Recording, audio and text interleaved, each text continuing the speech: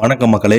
இந்த வீடியோல நம்ம என்ன செய்தி பார்க்க போறோம்னா, இதயம், கண், கல்லீரல் 3 தனித்தனியா 3 டாக்டர் பார்க்கிறேன்.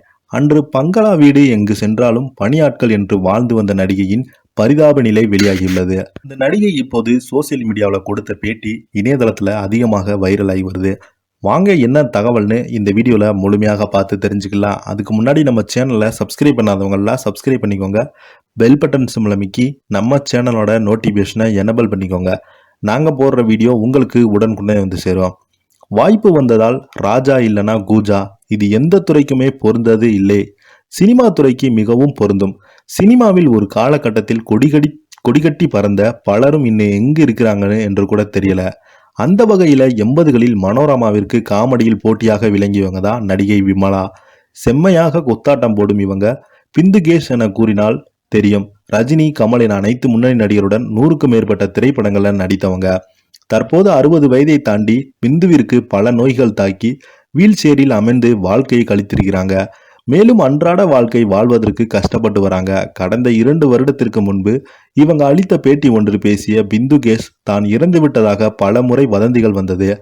எவ்வளவு செல்வ செழிப்பா வாழ்ந்திருக்கேன், இந்த நிலையில உங்க பார்க்கவே வருத்தமாக இருக்குன்னு அக்கம்பக்கத்தினர்கள் பலரும் ஆறுதல் பேசுறாங்க. நான் உயிரோடு இருக்க விஷயமே இப்போதான் பலருக்கும் தெரிஞ்சது. நடிகர் விஷால் தான் மேனேஜர் மூலமாக 5000 ரூபாய் கொடுத்து அனுப்பினார். மறுநாள் என்கிட்ட போன்ல பேசினார் விஷால். இனி மாதந்தோறும் 2500 ரூபாய் வழங்குறேன், புதுப்பிக்காமல் இருக்கிறீங்க. உங்க நடிகர் சங்க உறுப்பினர் சந்தாவை புதுப்பிச்சு தரேன்னு சொன்னாங்க. தைராய்டு பிரச்சனையால் என உடல்நிலை ரொம்பவே பலகீனமாயிருச்சு. அதனால் தான் என்னால் தொடர்ந்து நடிக்க முடியல. கணவர் இறந்ததும் கடந்த 13 வருஷமா வீட்டோடு முடங்கி போயிட்டேன். தனிமை வாழ்க்கை என்ன நிலைகாயிருச்சிருது. கொஞ்சம் தூரம் நடக்க எனக்கு 2 பேரின் உதவி தேவைப்படுது. சில நாட்கள் முன்னாவே வீட்டுக்குள்ளே கீழே விழுந்துட்டேன்.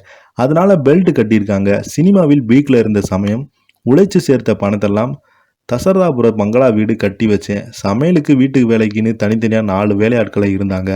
10 நாய்கள் வளர்த்தேன். காரில் தான் பெரும்பாலும் வெளியே போவேன். குடும்ப வறுமையால் அந்த வீட்டை வித்துட்டேன். நிலையில் இன்னைக்கு ஆட்டோவில் போடுறதுக்கு பல முறை யோசித்தேன். ஒவ்வொரு நாளும் 3 வேளை 16 மாத்திரைகளும் சாப்பிட்றேன். இதுக்கெல்லாம் போதிய பண வசதியும் சிரமத்தில் தான் இருக்கிறேன். சேரில் உட்கார்ந்தபடியே சுமச்சிடுவேன். அப்படி ஒவ்வொரு நாளும் பொழுதையும் ஓட்டி கொண்டிருக்கிறேன் என்று அந்த பேட்டியில் சொல்லியிருக்காங்க. இப்படி ஒரு நிலையில் சமீபத்தில் பேட்டி ஒன்றில் பேசிய அவங்க கண்ணு, கல்லீரல், மூட்டு 3 பிரச்சனைகள் தனித்தனியாக 3 டாக்டர்கள் சிகிச்சை பெற்று வராங்களா. மருந்து மாத்திரை மற்றும் போய் வர செலவிற்கு மாதம் 60,000 செலவாகி விடுகிறது. தற்போது விஷால் தனிப்பட்ட முறையில் மாதந்தோறும் ரூபாய் 2000 ரூபாய் கொடுக்கிறாரு. தென்னிந்திய நடிகர் சங்கத்திலிருந்து 1500 ரூபாய் கிடைக்கிறது. தற்போது கிடைக்கும் அந்த பணம் ஓரளவுக்கு நிம்மதியாக தருகிறது.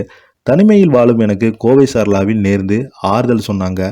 அவரை போல சினிமாவில் உள்ள நண்பர்கள் அடிக்கடி வந்து ஏதாவது ஒரு ஆறுதல் பேசி என் மனப்பிரச்சனை சரியாகிவிடும் என்று பேசியிருக்கிறாங்க.